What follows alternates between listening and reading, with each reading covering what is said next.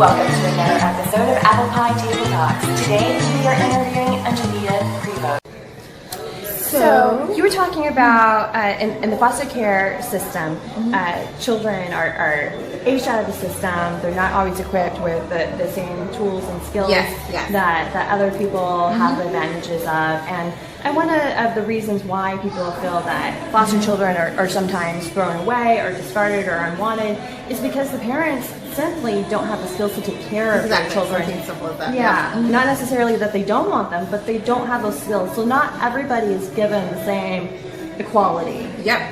So how can we stimulate equality? That's actually a good. I think it's education, and that's why I'm part of a nonprofit to really raise the awareness about foster care and educate people so that they're aware that, you know what, these are children that can be productive members of society. These are children that they have dreams, goals, desires. They want to do good in the world, right? But they have limited resources because when you're aged out of the system, you're aged out. You don't get any support. I think there's one state right now that is funding the education for foster children, like all foster children in that particular state. I should know this information, but I don't have it offhand. They will actually get a college education. So imagine if I actually had the opportunity to move on out of the system and into college. That would have been amazing.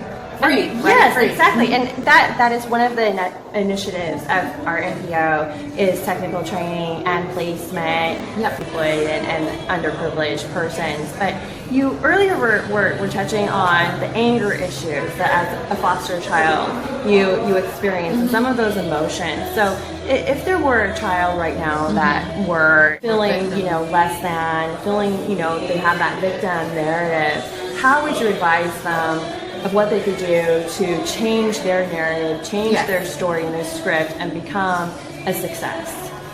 I would say seek guidance. It's important to, get help. A mentor, a counselor, an organization. I think it's important. I think, you have to find a support system. And I use this term a lot.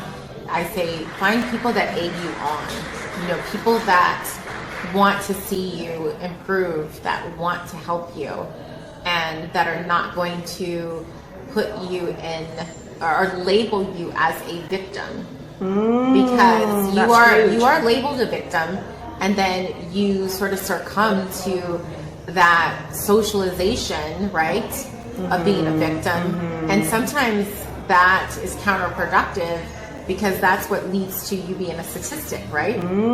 Because you're already feeling like a victim, everyone's treating you like a victim, and then you're sort of socialized to be a victim, and then that's where the statistics, foster kids end up, they end up without an education, they don't go to college, most of them, they don't, a lot of the women end up on welfare, drug abuse, homeless. Isn't that what you were told? Didn't you at one point have a social worker or a caseworker, somebody that told you this is the statistic, you're not expected to be anything, and then look at you, international world traveler. He didn't say it like, this is what's going to happen to you. He just basically said, I just want to let you know that, you have a hard road ahead.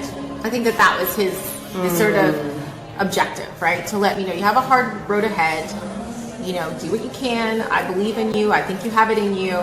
And perhaps he's told that to everyone. It doesn't matter. The point is, it's your station in life. When you are that child, you are faced with those statistics. And so that's what you're fighting for the minute they age you out. But you can rewrite your socialization. You can rewrite your narrative. You don't have to accept your label. No, you don't have to accept the label. And I think it's important that, again, you equip yourself with the skills and the resources and the network to continue to propel yourself and not be a victim and not feel sorry for yourself or let people put labels on you.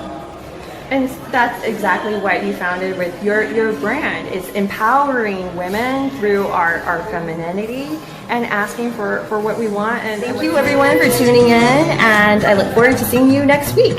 Have a great week and live your apple pie dreams. Apple pie, apple pie, apple pie. Thank you.